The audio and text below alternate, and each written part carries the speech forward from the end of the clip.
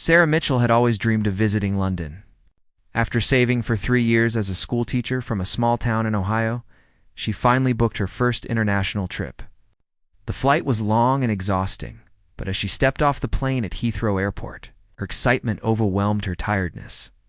She had planned every detail of her week-long stay, and visiting Buckingham Palace was at the top of her list. On her second morning in London, Sarah woke up early and made her way to the famous royal residence. The autumn air was crisp, and golden leaves scattered across the sidewalks as she walked through St. James's Park. Her camera hung around her neck, and she carried a small guidebook that she had read cover to cover during the flight. As she approached the palace gates, Sarah was amazed by the grandeur of the building. The black iron gates gleamed in the morning sunlight, and tourists from all over the world were already gathering for the changing of the guard ceremony. She found a good spot near the front and waited patiently, watching the crowd grow larger by the minute. The ceremony began with the familiar sound of military music echoing across the courtyard. Sarah watched in awe as the guards in their red tunics and tall black hats marched in perfect formation. Their movements were precise and disciplined, like a carefully choreographed dance. She took dozens of photos, trying to capture every moment of this once-in-a-lifetime experience. After the ceremony ended, most tourists began to disperse, but Sarah lingered near the gates. She was fascinated by the guards who remained at their posts, standing perfectly still like living statues. She had heard that these guards were not allowed to move or speak while on duty, which made them seem almost mythical to her, as she stood there admiring their dedication. Sarah noticed something that concerned her. An elderly gentleman nearby had dropped his walking stick and was struggling to bend down to retrieve it. The man appeared to be in his 80s, with gray hair and wearing a worn but clean coat. He was clearly having difficulty, and other tourists seemed too busy with their own sightseeing to notice his predicament.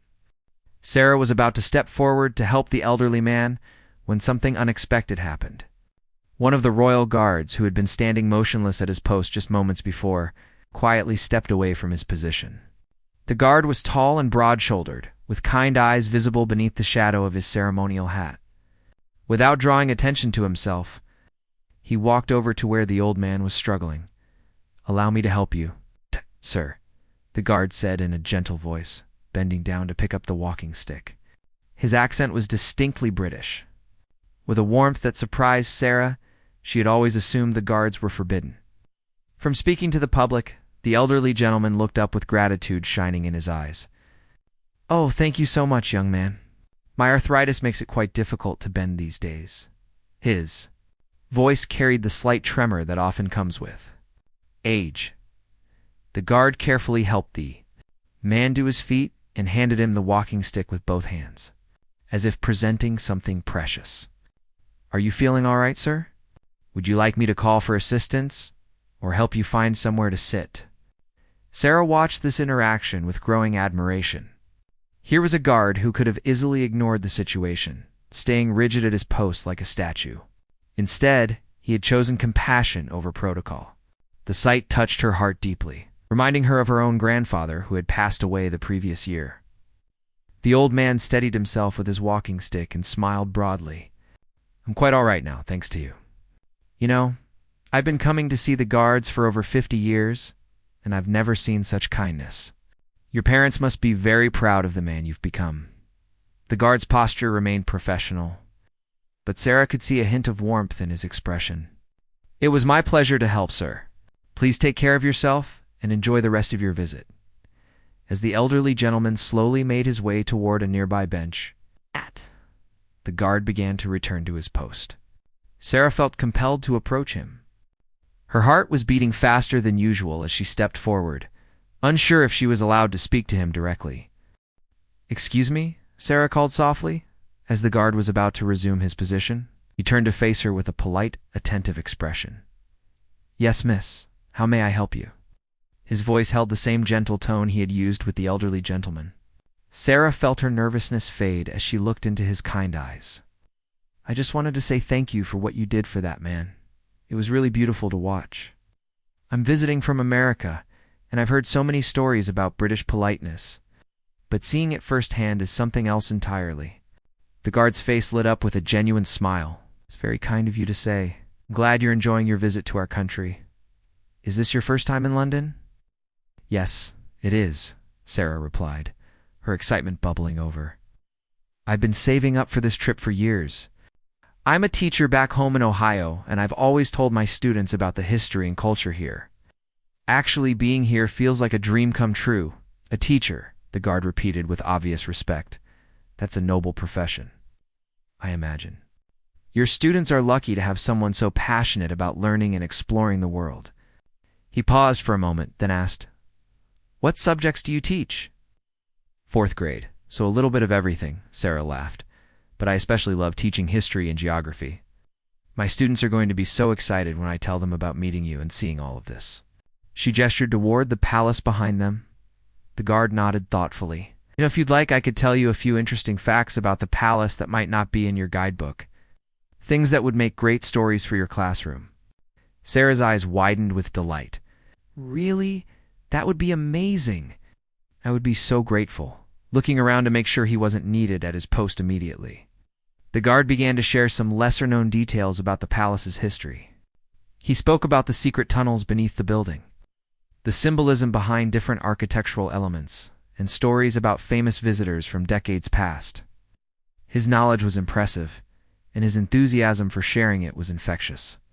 As the guard continued sharing stories about the palace, Sarah found herself completely captivated. He told her about the time during World War II when the royal family refused to leave London despite the bombing, how the guards continued their duties even as air raid sirens wailed overhead. He described the intricate training that each guard undergoes, not just in military precision, but in history, protocol, and public service. "The most important thing they teach us," he said with sincerity, "is that we're not just ceremonial figures. We're representatives of something larger than ourselves.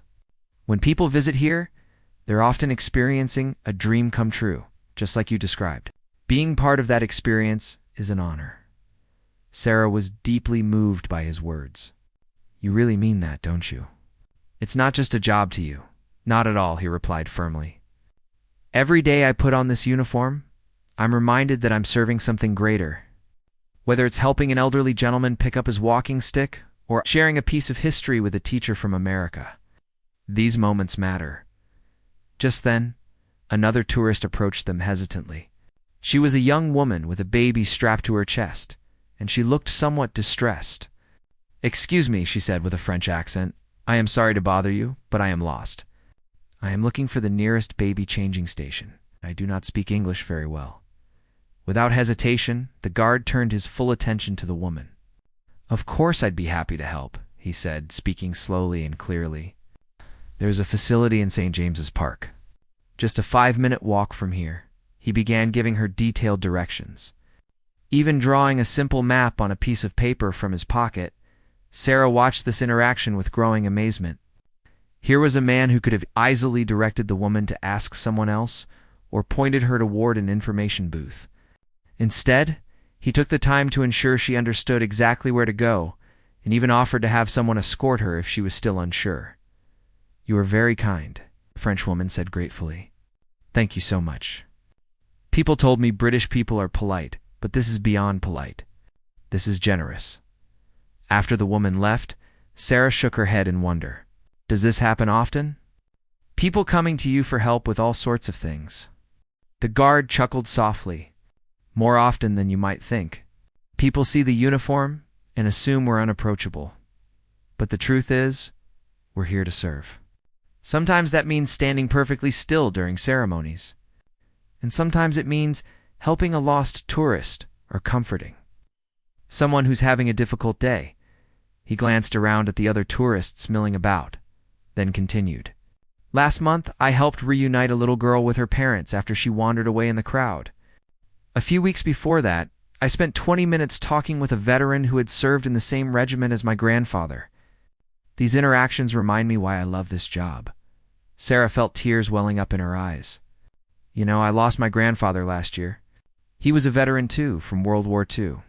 He always told me that true nobility isn't about titles or positions, but about how you treat other people, especially when you don't have to." The guard's expression grew solemn and understanding. Your grandfather sounds like he was a wise man. I'm sorry for your loss. But I think he would be proud to know that his granddaughter grew up to be someone who notices and appreciates kindness in others. Thank you, Sarah whispered, touched by his words. That means more to me than you could know. As they continued talking, Sarah learned that the guard's name was James, and he had been serving for 8 years. He had joined the guard after finishing university, drawn by the combination of military service and public interaction. He spoke about his pride in the tradition he was part of, but also about his belief that traditions should evolve to serve people better. The ceremonial aspects are important, James explained, but what really matters is the human connection. When children see us and their faces light up with wonder, or when elderly visitors like that gentleman today are treated with dignity and respect, that's when this job feels most meaningful. Sarah realized that she had been talking with James for nearly an hour, and other tourists had begun to notice their conversation. Some seemed curious, others appeared to be waiting for their own chance to interact with the friendly guard. Sensing that James needed to return to his official duties, Sarah began to express her gratitude for the time he had spent with her. I should let you get back to work. Thank you so much for sharing those stories and for being so generous with your time. This has been the highlight of my entire trip. The pleasure was entirely mine, James replied sincerely. Meeting people like you reminds me why I love what I do. I hope the rest of your visit to London is wonderful, and I hope your students enjoy the stories you'll share with them. As Sarah prepared to leave, James reached into his pocket and pulled out a small pin featuring the royal coat of arms. This is for you to take back to your classroom. It's nothing official, just a small souvenir. But perhaps your students would enjoy seeing it when you tell them about your visit. Sarah accepted the pin with trembling hands, overwhelmed by the unexpected gift. This is so thoughtful of you. My students are going to treasure this, and so will I tell them that learning about other cultures and places is one of the most valuable things they can do, James said. And tell them that kindness and respect are universal languages that everyone understands. As Sarah walked away from the palace gates, she kept turning back to wave at James, who remained at his post with the same dignified bearing as before. But now she saw him differently. He wasn't just a ceremonial figure in a red tunic and tall hat. He was a young man who had chosen to serve others, who found meaning in small acts of kindness, and who understood that true hospitality comes from the heart. That evening, Sarah sat in her hotel room writing in her journal and calling her family back home. She described every detail of her encounter with James. The way he had helped the elderly gentleman, assisted the French tourist, and taken time to share stories and wisdom with her. She carefully placed the royal pin in her suitcase, already imagining the excitement on her students' faces when she showed it to them. Years later, whenever Sarah told the story of her trip to London, she would always begin with the same words: I met the kindest person I've ever encountered, and he happened to be a royal guard. The experience had taught her that nobility isn't about bloodlines or titles, but about how we choose to treat one another, especially strangers who cross our paths for just a brief moment in time.